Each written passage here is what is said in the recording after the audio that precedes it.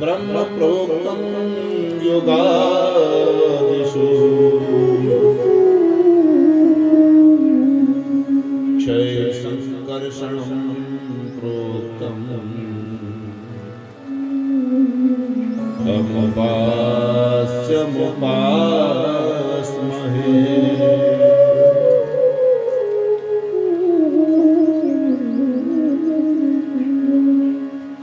तप्त कांचन गौरांगी राधे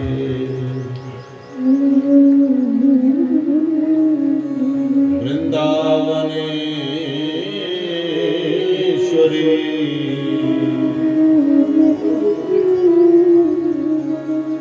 वृषभानुसुते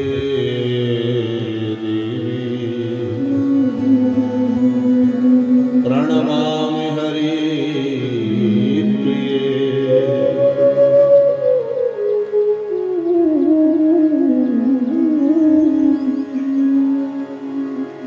श्री कृष्णाय वासुदेवाय हरये परमात्मने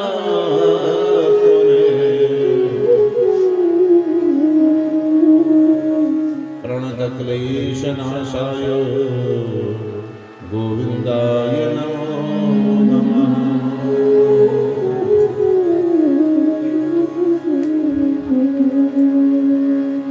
हे राम पुरुषोत्तम नरहरे नारायण केशव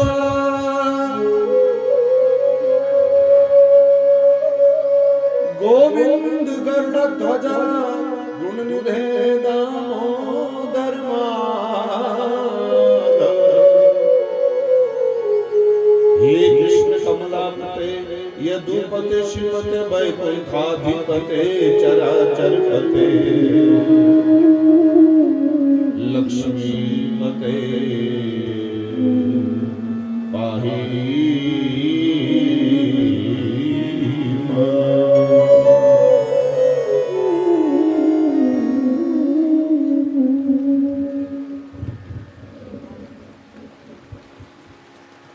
परम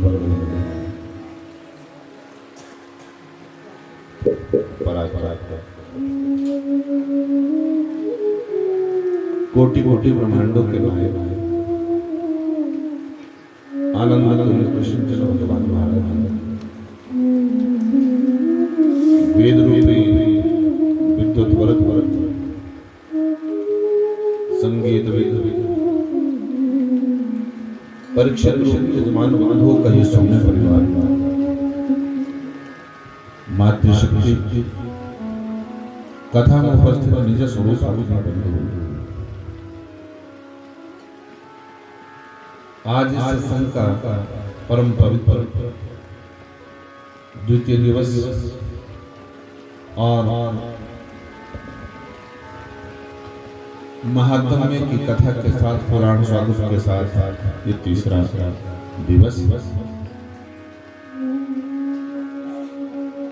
आइए आज का सत्संग प्रारंभ करें। उससे पहले उस मुरली वाले के चरणों में चले। हे मेरे प्रभु, हे कृष्ण, हे नारायण, हे गोविंद, आपकी कथिर कर्ण से आपकी मधुर मुरली की तान से चराचर जगत मोहित हो जाता है। आप हमारे चित्त को भी चुरा लो और ऐसी कृपा दृष्टि कर दो प्रभु, ये हमारा मन सदा सदा के लिए आपके चरणों में लग जाए। हमारे कृष्ण भगवान की भक्ति और भगवत्ता प्राप्त हो जाए। बस इसी भाव के साथ करे, बड़े भाव से आइए अपना प्रणय निवेदन लेकर के चलेंगे।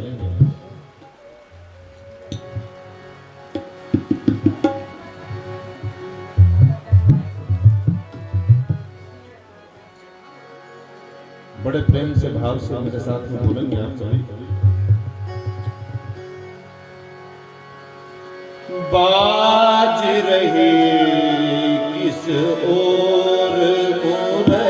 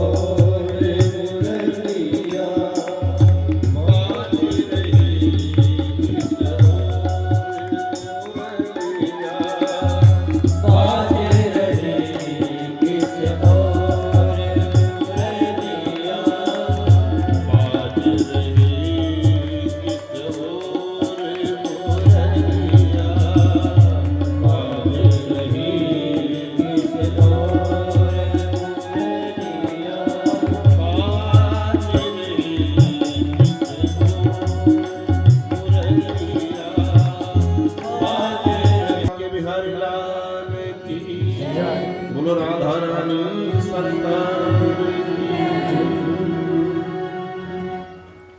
आइए भाई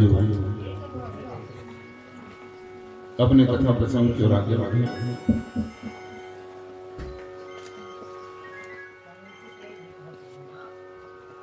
आपने कल महात्म्य की कथा श्रवण की। प्यारे प्यारे शास्त्र कहते हैं एक जन्म नहीं, दो जन्म नहीं, कोटि कोटि जन्मों के पुण्य जब जीव के उदय होते हैं तब जीव को ये भागवत की कथा में बैठने का, कथा करवाने का, इस भागवत को अपने घर में लाने का और इस यज्ञ के बीच में अन्नदान करने का अवसर प्राप्त होता है।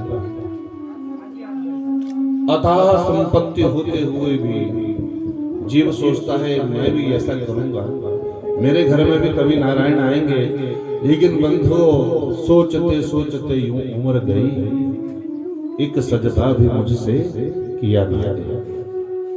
ये अवसर भी सबको प्राप्त नहीं होता प्यार। जिसके ऊपर भगवान की कृपा होती है उन्हीं को आदेश होता है भगवान ऐसे कार्य को करने का। और देखो भागवत में लिखा भाग्योदय न बहु जन्म समर्जिते न सतसंग मम चलते पुरुषो यदा।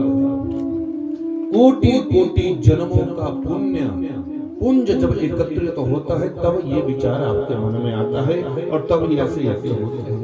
और हमारे अंदर यदि ऐसी रुचि उत्पन्न नहीं हो रही है तो समझना अभी हम पाप कर्म ही भोग रहे हैं, पुण्य तो है ही नहीं हमारे पास। इसलिए शास्त्र कहते हैं अपने जीवन में पुण्य अर्जित करो, धर्म करो, धर्मो रक्षति रक्षितः। जो धर्म की रक्षा करता है धर्म उसकी रक्षा करता है। और धर्म क्या है, उस धर्म की व्याख्या परिभाषा इस भागवत में बताई। क्या है जीव का धर्म, क्या करना चाहिए जीव को। पैदा हुए आकर के हमने जीवन बोले दिवस गवाया खाई के, रात गवाई सोई के, और बस इसी तरह से फिर चल पड़े। खाने पीने के लिए क्या ये जीवन है बंधुओं। जिस पशु को हमने गौशाला में बांध रखा है वो भी खाता है, वो भी शयन करता है। अंतर इतना है आप सुंदर बिस्तर पर शयन करते हैं, वो गौशाला के नीचे सो जाते हैं। क्रिया एक ही है। शास्त्र कहते हैं आहार निद्रा मैथुनम च सामान्यम एतत् पशुभिर्नराणाम्। लेकिन अंतर एक है। वो पशु यदि ऐसा कथा भागवत करना चाहे, कोई धर्म का काम करना चाहे तो वो नहीं कर सकते, क्योंकि वो स्वतंत्र नहीं है, वो परतंत्र है। उनको हमने बांध के रखा हुआ है। और जो खुले भी है वो भी नहीं कर सकते, क्योंकि वो 84 लाख योनियों में भ्रमण कर रहे हैं। उनके अंदर इतनी बुद्धि नहीं है, उतनी सोच नहीं है, ऐसी व्यवस्था नहीं कर पाते। ये मात्र 84 लाख योनियों को भोगने के बाद मानव चोले को धारण करने वाला जीव ही ये धर्म कर सकता है। और ये धर्म यदि नहीं करता जीव, इस धर्म का और सनातन का यदि विरोधी होता है तो उस जीव को कहा बिना पूंछ का पशु। धर्मो ही तेषाम अधिको। मात्र धर्म के कारण ही ये जीव कहलाता है, मानव कहलाता है, मनुष्य कहलाता है। तो बंधु आइए हम अपने भागवत का शुभारंभ करें। लीजिए हाथ में सुमन, लाए हैं ना अपने बड़े भाव से, प्रेम से। सुमन कौन ढूंढेगा प्यारे, बारिश में खुद पहुंच गए इतना ही काफी है। कोई बात नहीं, अपना ये जो बिगड़ा हुआ मन है ना, इस मन को चढ़ा दो भगवान जी के पास। मैं भागवत का ग्रंथ खोल रहा हूँ और प्रथम श्लोक के साथ इस भागवत के पास आपने ये मन अर्पित करना है। हे प्रभु, हमारा ये मन आपके चरण रूपी पिंजरे में सदा सदा के लिए कैद हो जाए, बस ऐसा वरदान दो आप। ऐसी प्रार्थना करो भगवान से। आइए बड़े भाव के साथ मैं ग्रंथ को खोल रहा हूं और आप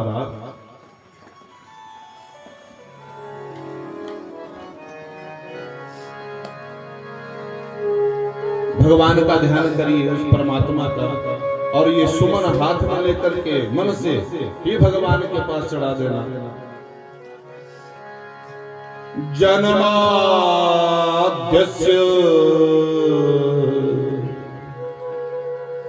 यतो अन्वयादितरत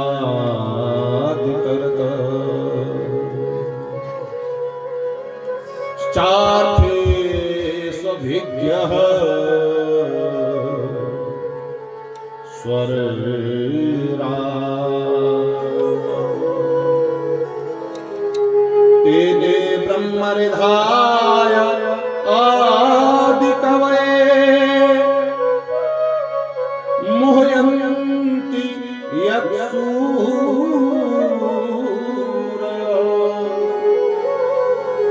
तेजो वारिमृदां यथा विनिमयो यत्र त्रिसर्गो अमृषा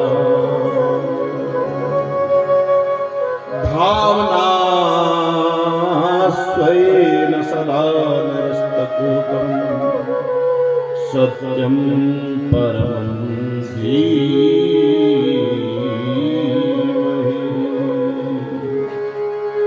बोलो भागवत भगवान जी जय जय श्री राधे, जय जय श्री राधे श्याम, जय जय श्री राधे श्याम।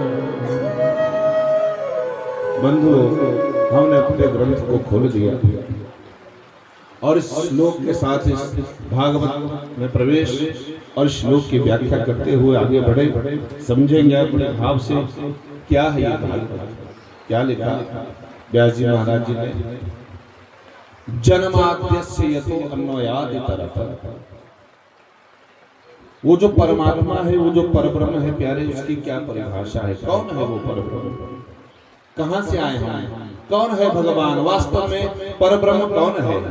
आप देवी भागवत की कथा सुनोगे तो वहां पर मां भगवती को, परम्बा को, जगदम्बा को परब्रह्म कहा।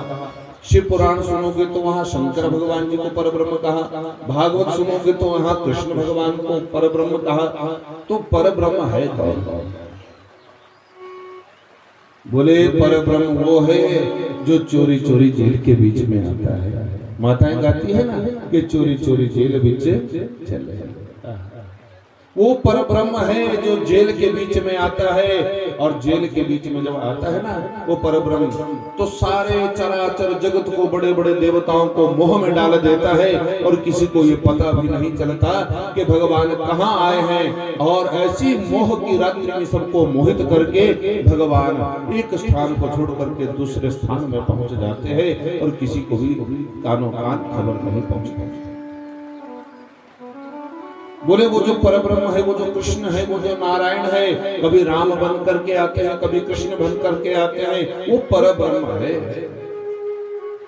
लेकिन वो जो परब्रह्म है प्यारे, जब उनकी इच्छा होती है तो ऐसे एक ब्रह्मांड नहीं, पता नहीं कितने ब्रह्मांड बना देते हैं।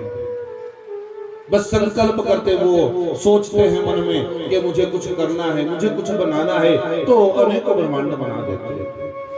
और जब उनकी इच्छा होती है मिटाने की तो अपनी एक भृगुटी टेढ़ी करने से सब कुछ नष्ट कर देते हैं। लेकिन बंधुओं, जिस मृत्यु लोक में हम रहते हैं, जिस ब्रह्मांड को ब्रह्मा जी ने बनाया, जिस ब्रह्मा जी को उस पर ब्रह्म ने बनाया, वो पर ब्रह्म संकल्प से ब्रह्मांड नहीं बना सकता। अब सुनना ध्यान से, यदि हमें अपना घर बनाना है तो सोच के बन जाएगा कि भाई चलो थोड़ा संकल्प करते हैं और हमारे सामने घर तैयार हो जाएगा, बन जाएगा। जितना कमाया है ना बचपन से लेकर के और भी उधार लेना पड़ेगा। अब तो घर बनाना भी बड़ा आसान नहीं है प्यारे। पहले तो मिट्टी के घर होते थे, इतना खर्चा नहीं होता था। आज तो लोगों ने देखा देखी में सारे जन्म की अपनी कमाई घर में पत्थर में मिट्टी में लगा दिया। चल फिर दिखाओगे किसे? और बाद में सब बनाने के बाद रो रहे, क्या बोल रहे, ये कुछ नहीं है, वो कच्चे घर ही अच्छे थे। अच्छे थे तो बनाए क्यों? लेकिन हमारा स्वभाव है ये मानव का, हम बोलेंगे भी लेकिन हमारे को वहां अशांति नजर आएगी। शांति तो उन कच्चे घरों में ही मिलेगी प्यारे। लेकिन चलो जैसे समय है, समय के साथ शास्त्र कहते हैं बदलना चाहिए। और संसारती जो बदलता है उसी का नाम संसार है। और बदलाव होना भी चाहिए, समय एक जैसा नहीं रहता। इसलिए शास्त्र कहते हैं प्यारे, हमें यदि घर बनाना है तो ईंटें लानी पड़ेगी, पत्थर लाने पड़ेंगे, सीमेंट लाना पड़ेगा, बालू लाना पड़ेगा, रेता लाना पड़ेगा।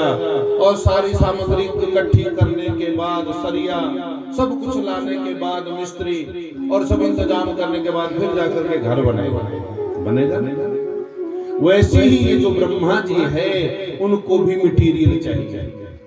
उनको ईंट पत्थर और सीमेंट ये मटेरियल नहीं, ऐसा ही मटेरियल चाहिए इनको पंच भौतिक। यदि संसार को बनाना है और हमें आपको बनाना है तो पृथ्वी चाहिए। यदि पृथ्वी नहीं होगी तो हम आप नहीं रह सकते। पानी चाहिए, पानी नहीं होगा हम नहीं जी सकते। वायु चाहिए, यदि हवा नहीं होगी तो हम नहीं इस मृत्यु लोक में टिक पाते। आकाश चाहिए, पंच भौतिक शरीर है, पृथ्वी जल तेज वायु और आकाश, ये मटेरियल है। लेकिन इस मटेरियल को दिया किसने? उस परब्रह्म ने, उस नारायण ने। उसको मटेरियल की जरूरत नहीं है, लेकिन ये मटेरियल दिया ब्रह्मा जी को। और ब्रह्मा जी ने उस मटेरियल से फिर ये पंच भौतिक ये मृत्यु लोक तैयार किया, ये संसार बनाया। और इस संसार के अंदर हम आपको बनाया। और ये जो बाहर है पृथ्वी जल तेज वायु आकाश, यही सब हमारे अंदर है, हमारे अंदर भी है। और देखना कभी कभी डॉक्टर क्या बोलते हैं, भाई इसमें पानी की कमी हो गई है, पानी पी लो। हवा की कमी होने लगेगी तो सांस रुकने लगेगा। जठराग्नि की कमी होगी तो आपका पाचन तंत्र बिगड़ने लगेगा, खाना नहीं हजम होगा। यही है भगवान की सृष्टि प्यारे। शास्त्र कहते हैं ये मटेरियल से तैयार हुआ, ब्रह्मा जी ने बनाया। लेकिन वो पर ब्रह्म, वो नारायण जिसको किसी मटेरियल की जरूरत नहीं है, देखते ही देखते अनेकों ब्रह्मांड बना देते हैं। ऐसे पर ब्रह्म तेने ब्रह्म हृदय आदि कवये मुह्यन्ति यत् सूरय। लेकिन हुआ क्या? सुनो, हमने कथा सुनी, कृष्ण भगवान की कथा सुनी। भगवान जेल के बीच में आए, लेकिन जब भगवान देवकी के गर्भ में आए, आभास हुआ देवकी को, तो ब्रह्मा जी, इंद्र, ये सारे देवी देवता गर्भ की स्तुति करने के लिए आए जेल के बीच में। उनको पता ही अवतार होने वाला है। देवकी का जो 8वां पुत्र है वो अवतार होगा भगवान का। लेकिन हुआ क्या? आगे चल करके वही ब्रह्मा जी की आप कथा सुनते हैं भागवत के बीच में कि ब्रह्मा जी के कितने सिर है? बोलो कितने सिर ब्रह्मा जी के? 4 है कि 5 है? बोलो 5 5 थे पहले प्यारे। एक शंकर भगवान ने काट दिया था, अब 4 है। चारों दिशाओं को वो देखते हैं, पिछले वाला दिखता नहीं। आप जो टीवी में देखते हो 3 ही दिखते हैं आगे, एक पीछे को भी है। चारों दिशाओं को देखते हैं ब्रह्मा जी। तो 4 खोपड़ी वाले ब्रह्मा जी, आपके कितने सिर है? हमारे आपके कितने हैं? एक ही है। एक सिर में कितनी बुद्धि है? वो तो ब्रह्मा जी है जिसने संसार को बनाया, लेकिन उन ब्रह्मा जी की चारों खोपड़ियां चकरा गई। कब? जब उन्होंने देखा कि कृष्ण है, ये परब्रह्म है, उन्हीं परब्रह्म की स्तुति की जेल के बीच में आकर के, और आगे चल करके उन्हीं परब्रह्म को साधारण जीव मान करके ग्वाल बालों को चुरा लिया। मतलब क्या? मोहित तो हो गए, ये नहीं है भगवान, ये है भगवान। ग्वाल बालों को चुरा लिया, बछड़ों को चुरा लिया, और उनकी चारों खोपड़ियां काम नहीं कर रही है। स्वर्ग के राजा कौन है? इंद्र। इंद्र की खोपड़ी भी चकर आ गई। ये साधारण जीव है, मूसलाधार बारिश की, ये वर्षा देने वाले वही है। तो भगवान जी ने अपने कनिष्ठ उंगली पर गोवर्धन को उठा दिया। बाद में उनका मोह दूर हुआ। तो यहाँ शास्त्र में कहा, श्लोक में कहा, तेने ब्रह्म हृदय आदि कवये मुह्यन्ति यत् सूरयः। बड़े बड़े सूर्य देवताओं के लिए भी वो मोह में डाल देते हैं। ऐसी है भगवान की माया। और देखो मोह में कैसे पड़े, क्यों पड़े वो मोह में? क्योंकि तेजो बारे मृदाम यथा विनिमयो यत्र सर्वो अमृषा। 3 अवस्थाओं में जीव अपने जीवन को व्यतीत करता है। बोलो राधे राधे, जोर से बोलो, और जोर से बोलो। समाना तक तो आवाज जानी ही चाहिए। बोलो राधे राधे। तो बंधुओं, आप कभी कभी पानी के पास जाते हो ना, नदी के किनारे, तो वहां क्या नजर आएगा आपको? उस नदी के ऊपर जिसकी भी परछाई पड़ रही है, आपको पेड़ पौधे भी नजर आएंगे पानी के बीच में। आते हैं? बोलो बोलो। पानी के बीच में कभी कभी पेड़ पौधे नजर आते हैं। जिन पेड़ पौधों की परछाई उसमें पड़ेगी, आपको लगेगा कि इसके अंदर पेड़ पौधे हैं, इसमें जमीन है नहीं, लेकिन वो है नहीं, दिखती है। लेकिन आपको उस चीज का पता कब चला? जब आपने अनुभव किया, आपको ज्ञान हुआ। बच्चे को भेज दो तो उसको ना पानी का पता है, ना पृथ्वी का पता है, लेकिन आपको पता चला कि ये पानी है, और जो दिख रहा है वो माया है। वो माया के कारण हमारे को पानी के बीच में वो परछाई दिख रही है। जल में थल, और कभी कभी थल में जल नजर आता है। यही भगवान की माया है। अभी हम आप सभी जाग रहे हैं, जागे हैं ना? बोलो बोलो। हमारी 3 अवस्थाएं हैं, जागृत, स्वप्न और सुषुप्ति।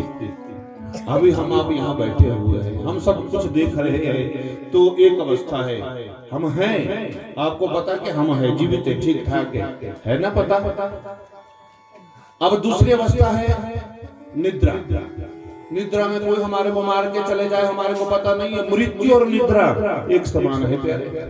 नींद आ गई आपको, लेकिन फिर भी आप है। और निद्रा में क्या हुआ? आपने स्वप्न देखा, और स्वप्न में अपने आप को देखा, और भारत पाकिस्तान का युद्ध हो रहा है, आपने कहीं भूल से वो युद्ध देख लिया, और अपने आप को उस युद्ध के बीच में खड़ा पाया, या चलते फिरते या कुछ भी। और जैसा जैसा वातावरण होता है ना, वो स्वप्न में भी आता है। और कई बार तो नींद भी नहीं आती, डर के मारे, गोले पता नहीं कहां गिर जाएगा। लाइटें बंद रखना रात को, ये सारे पालन करना, साधारण मत सोचना। अभी तो युद्ध का ये चल रहा है, और थोड़ी सी शुरुआत से फिर बड़ा भयानक हो जाता है। कुछ भी हो सकता है कभी भी, इसलिए हर समय सावधान। और जो जो निर्देश मिले उनका हमें पालन करना है। और बंधुओं, प्रार्थना करो, आप भागवत के बीच में बैठे हो, हे भगवान, हे नारायण, हमारी भारत माँ की रक्षा करना, हमारे उन वीर सपूतों की रक्षा करना जो दिन रात मृत्यु के मुंह में खड़े हुए हैं। कभी भी कुछ भी हो सकता है। हम इतनी आसानी से यहाँ बैठ करके कथा सुन रहे, भगवान का भजन कर रहे हैं उन वीर जवानों के कारण। जो मृत्यु के सामने एकदम सीना तान के खड़े हैं। तो भगवान से प्रार्थना करना हमारे उन वीर सपूतों के लिए ऐसी शक्ति प्रदान करे, हे भगवान, जिससे हमारी भारत मां की जय हो, विजय हो। तो बंधुओं, शास्त्र कहते हैं भगवान की माया है जागृत स्वप्न। हमने स्वप्न में अपने आप को देखा। अब देखो, एक शरीर है जो सो रहा है और दूसरा है जो आपको दिख रहा है। इसका मतलब क्या हुआ? आप कितने हैं? बोलो बोलो। एक देखने वाला है और एक दिख रहा है, तो कितने हुए आप? ये चिंतन का विषय है, थोड़ा सोचना। कहानियां तो आपको मैं पल भर में सुना दूंगा, कहानियां सुनते सुनते बहुत समय बीत गया। थोड़ा चिंतन करो। जिसने स्वप्न को देखा, एक तो है वो जीव, और स्वप्न में अपने आप को देख रहा है, मैं कुछ काम कर रहा हूँ, चल रहा हूँ। तो आपने अपने आप को देखा, इसका मतलब कोई दूसरा भी है। कितने हुए? दो है, आपकी एक है। अब यही है ब्रह्म, यही है कथा प्यारे, ये आपको बताए कि आप कितने हैं। जिस आत्मा ने चिंतन किया, देखा, एक शरीर वो है, और एक देखने वाला है जो स्वप्न में दिख रहा है, वो दो हो गए। और एक तीसरी अवस्था होती है सुसुप्ति। फिर चाहे बाहर नगारे बज जाए, बम गिर जाए, वो तो फिर उसको नहीं सुनाई पड़ता, आवाजें लगा लगा करके भी नहीं उठता। जो तीसरी अवस्था, बंधुओं, तीनों अवस्थाओं में रमण करने वाला एक ही है, उसका नाम है आत्मा। सोया हुआ वो शरीर है पंचभौतिक, लेकिन मनोमय जो शरीर है आत्मा रूपी, जो तीनों कालों में भ्रमण करता है, वो एक ही है।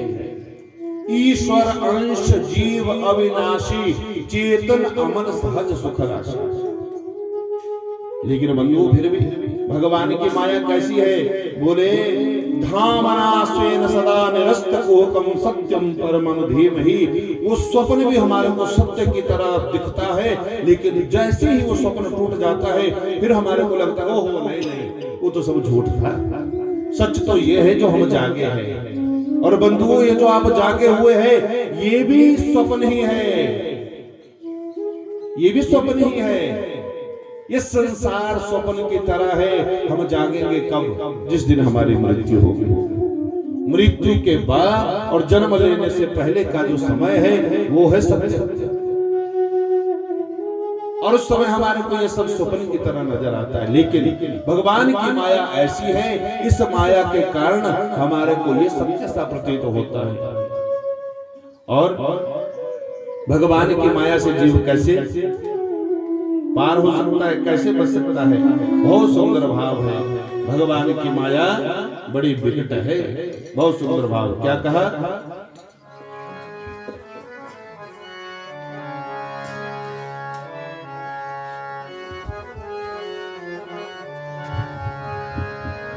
ये माया तेरी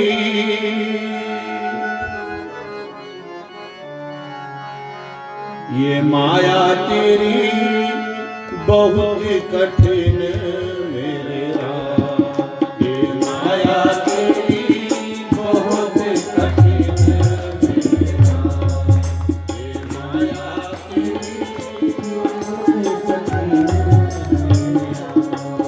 ये माया तेरी बहुत कठिन मेरे राम। ये माया तेरी बहुत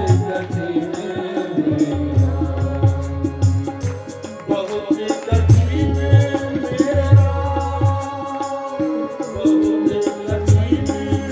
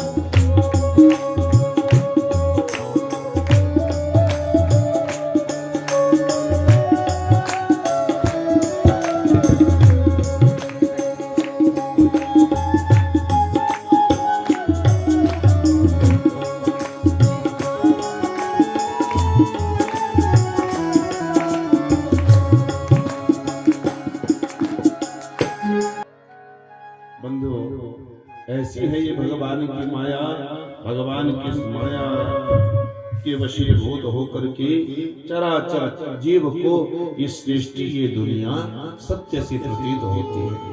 वास्तव में ये सत्य नहीं है, सत्य यही है इस सृष्टि का निर्माण होता है और फिर बाद में सृष्टि को मिटना पड़ता है, लेकिन मिटाने वाले भी वही परमात्मा है। इसलिए बंधुओं, उस माया से कैसे बचा जाए? भगवान की ये माया, जिस माया के वशीभूत होकर के ये जीव शयन कर रहा है, सो रहा है। इसलिए कहा मेरी जो माया है वो बड़ी विचित्र है, बड़ी दिव्य है। इस माया से जब बड़े बड़े सूर्य लोग देवता भी मोहित हो जाते हैं, तो साधारण जीव यदि मोहित ना हो तो इसमें कोई बड़ी बात नहीं है। आइए भाइयों, आगे श्लोक में प्रवेश करें। आगे सुंदर कहा भागवत में, निगम कल्प तरोर गलितम फलम सुख मुखाद अमृत द्रव संयुतम पिबत भागवतम रसमालयम मोरहो रसिका भो विभावुका। क्या कहा बंधुओं? ये जो भागवत है ना, इसको कहा निगम। निगम कहते हैं वेद को। वेद रूपी निगम रूपी वेद रूपी निगम कल्प वृक्ष का पका हुआ फल है ये भागवत। और ये भागवत कैसा है? फलम शुभ मुखाद अमृत द्रव संयुतम। इस भागवत के बीच में क्या है? अमृत है। मैंने आपको कथा सुनाई थी ना कल, जब देवता लोग अमृत लेकर के आए तो उनको भी दुत्कार दिया। बोले वो जो स्वर्ग का अमृत है ना, उसकी तुलना की कांच से, और ये जो अमृत है भागवत रूपी, इसकी तुलना की मणि के साथ। ये मणि के तुल्य है। इसलिए बंधु, शास्त्र कहते हैं ये जो भागवत है, पिबत भागवतम। व्यासी ने क्या लिखा? सबके लिए क्या लिखा? एक भागवत सुनना नहीं, इस भागवत को सुनना नहीं प्यारे, इसको पी जा। क्या लिखा? पिबत, श्रृणुत नहीं लिखा। वो बोल सकते थे, लिख सकते थे श्रृणुत, सुनो। और चीजें है सुनने की, ये भागवत सुनने की चीज नहीं है प्यारे। इसलिए कहा पिबत भागवतम रसमालयम। इस भागवत के रस को पियो। बोलो राधे राधे। अब प्रश्न उत्पन्न होता है कि पिएंगे कैसे? कोई पानी तो है नहीं, कैसे पियोगे? तो बंधुओं, इस भागवत को कानों के द्वारा पिया जाता है। कैसे? कानों के द्वारा। पर कानों के द्वारा कैसे पीना? ऐसे नहीं पीना कि एक कान से पिया और दूसरे कान से बाहर। ऐसे पीना, कान से पीने के बाद दोनों कानों से पीना और अंतःकरण में चला जाए, ये फिर हमारा कल्याण है। और एक और बात कही, ये जो भागवत है ना, अमृत है। इस भागवत रूपी फल में कहीं भी छिलका नहीं है, गुठली नहीं है, इसमें रस ही रस है। रसो वही रस है। तो रस को तो वही पियो, खूब डट करके पियो। बोले कितना रस पिए? अभी तो भागवत सुना हमने, वहां रस पिया। बोले भोजन करने के बाद आप ऐसा बोलते हो कि भोजन कर लिया, बस आप नहीं करेंगे कभी नहीं। जैसे आपने शाम को भोजन किया, फिर प्रातः भोजन चाहिए, सुबह भोजन किया, फिर शाम को भोजन चाहिए, वैसी ही प्यास, वैसी ही भूख आपको इस कथा के प्रति, इस भागवत के प्रति होनी चाहिए। तभी जीविका कल्याण है। और यदि ऐसा नहीं है, ऐसी प्यास गलत हमारे को बनना हो, तो फिर ये कथा सुनना निरर्थक ही है। तो इसलिए कहा ये भागवत पियो, कितना मुहुर्मुहु, बार बार पियो, बार बार पियो। जहां भी अवसर मिल जाए वहां जाओ और इस भागवत के रस को पियो। ये बहुत मीठा है प्यारे, अमृत है इसमें। बोले कैसे हो गया ये मीठा? अच्छा चलो आपसे एक प्रश्न पूछता हूं मैं। और प्रश्न ये है, यदि आपके घरों में यहाँ फल तो लगते हैं ना, फल कौन कौन से फल होते हैं आपके? आम होते हैं, अमरूद होते हैं, अमरूद तो होते हैं। चलो उदाहरण के लिए आप अमरूद के वृक्ष के नीचे हो और सारे अमरूद पके हुए हैं, ठीक है, और अमरूद पकने के बाद आपसे कोई पूछे नीचे के भाई बताओ, पेड़ के नीचे खड़े होकर के इनमें सबसे मीठा अमरूद कौन सा है, तो बता पाओगे आप? बोलो। बताएगा प्यारे, जरूर बताएगा। जिसने भागवत सुनी होगी वो बता देगा, लेकिन जिसने भागवत नहीं सुनी है, जिसने कैसी सुनी? गंगा गए गंगादास और जमुना गए जमुनादास, ऐसे कथा नहीं सुनना प्यारे। समय पूरा मत करना, इसीलिए कहा पियो, एक एक शब्द पर ध्यान दो, चिंतन करो, मनन करो, अनशन करो, निधि ध्यासन करो, फिर भगवत कृपा होगी प्यारे। तो अब सुनो, मैं आपको बताता हूँ, आज के बाद आप किसी भी पेड़ के नीचे खड़े हो जाओ, यदि आपको परीक्षा करनी होगी, आप बताओगे, एक ही फल होगा वो जो सबसे मीठा होगा, तो कैसे पता लगाओगे? सुनो, भागवत सिखाती है आपको। आप इन सब फलों को देखना, जिस फल को तोते की चोंच लगी होगी, तोते ने जिस चोंच फल को छू लिया होगा, वो सबसे मीठा होगा। वैसे ही प्यारे शुकदेव, शुक बोलते हैं तोता को, उन शुकदेव रूपी महात्मा की चोंच लग गई है इस भागवत में, इसलिए ये भागवत भी सबसे मीठा हो गया है। बोलो भागवत भगवान की। और ये जो भागवत की कथा है, इस कथा का वर्णन करने लगे। बोले महाराज पहले तो ये बताओ, ये जो कथा है ना, इस कथा में सूत जी ने प्रश्नों की बौछार लगा दी। प्रश्न पूछे कि मानव को क्या करना चाहिए, हमारा धर्म क्या है, कर्तव्य क्या है।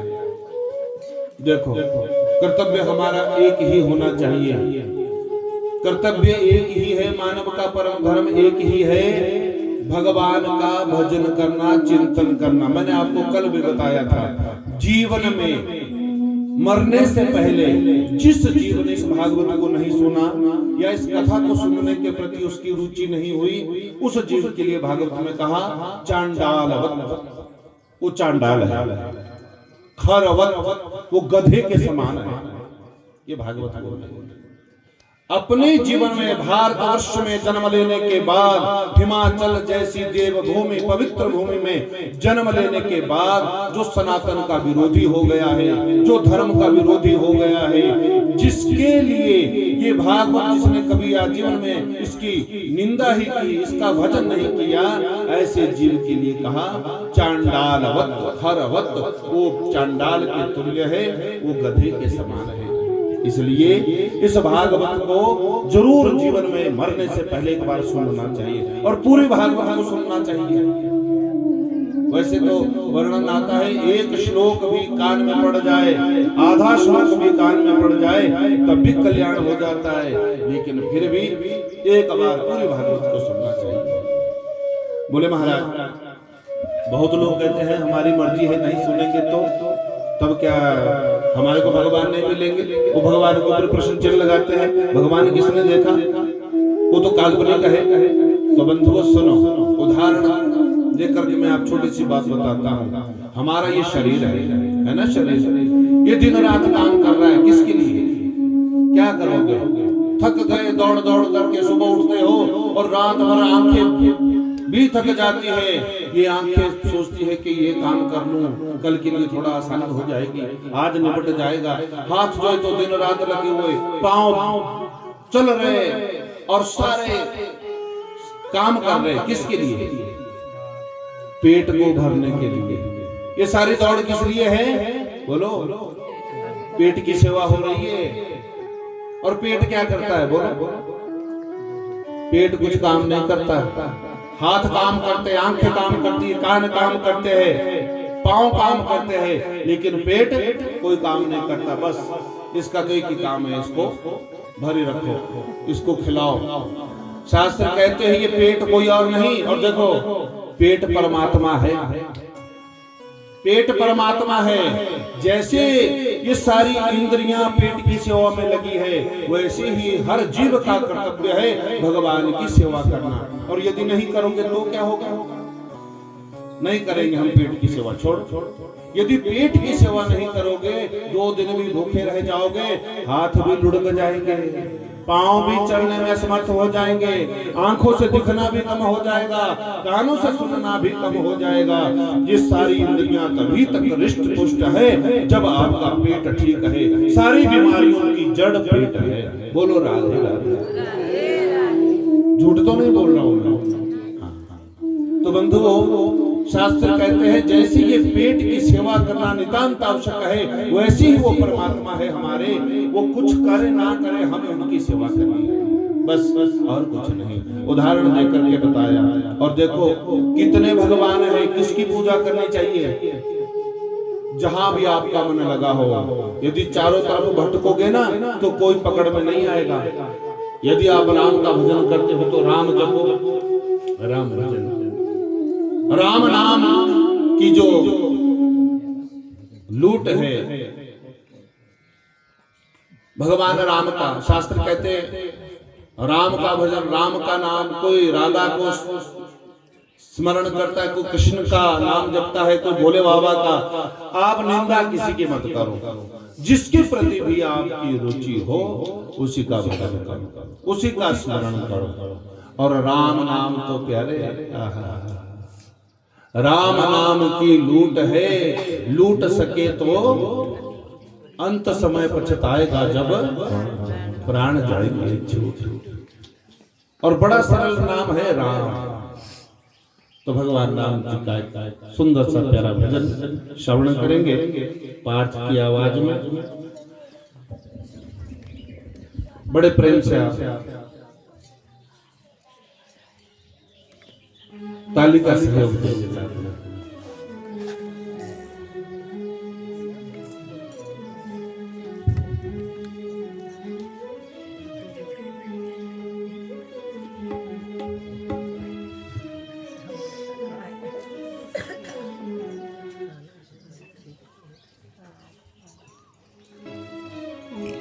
राम नाम बोल मेरी रसना, कृष्ण नाम बोल मेरी रसना, राम नाम बोल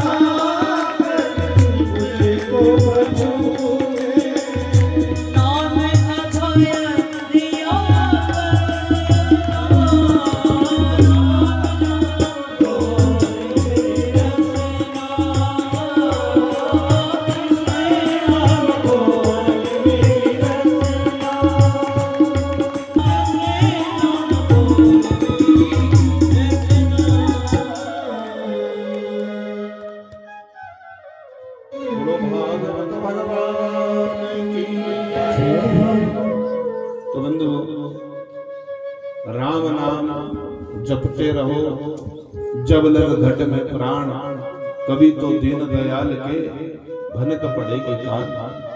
राम राम राम। देखो नाम का अभ्यास करोगे तो क्या होगा? भगवान से प्रार्थना करो, शरीर तो सबको छोड़ना है, लेकिन जिस दिन भी हम जाएं राम नाम कहते हुए, हाय हाय करते हुए नहीं, हाय हाय करते हुए नहीं जाना है। यही फल है इस भागवत का। एक बार भगवत का पुट जिसको लग जाता है, भगवत की भक्ति का पुट जिसको लग जाता है प्यारे, वो फिर राम नाम में, राधा नाम में, राधे राधे कृष्ण कृष्ण इन नाम में डूब जाता है। इसलिए कहा भगवान का भजन करो प्यारे, यही जीव को पार लगाता है। देखो यहाँ एक और प्रश्न किया, अवतार किसे कहते हैं? भगवान के अवतार कितने हैं? अवतरण जो उतर करके आता है उसका नाम अवतार है। एक कुआं था, उस कुएं के बीच में एक जीव रो रहा है, चिल्ला रहा है, ऊपर आवाज लगा रहा है, बचाओ बचाओ बचाओ। देखा किसने कुएं में कोई गिरा हुआ है। जो बचाने के लिए जा रहा है वो पौड़ी पौड़ी से उतर करके नीचे आ रहा है, और जो नीचे आ रहा है वो अवतार है, और जो चिल्ला रहा है वो उसमें फेंका हुआ है, गिराया गया है। ये सारा संसार कुआं है। हम आप सभी इस कुएं में, इस संसार रूपी कुएं में गिराए गए हैं, और हम सब चिल्ला रहे हैं, हे मेरे भगवान। बोलो राधे राधे।